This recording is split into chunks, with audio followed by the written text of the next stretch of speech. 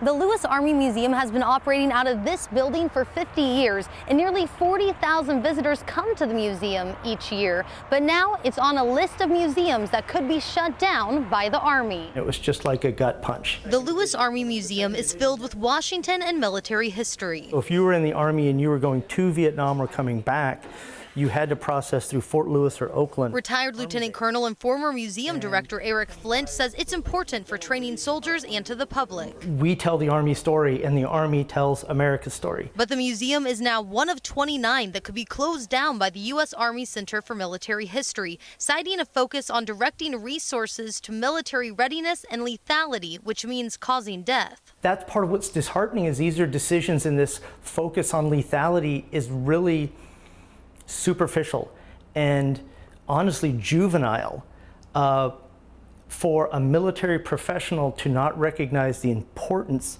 of history. He's concerned for what could happen. More than likely, apart from a few specific objects, everything would be packed up and be put in storage in Virginia or Alabama in a big warehouse. So it would be inaccessible.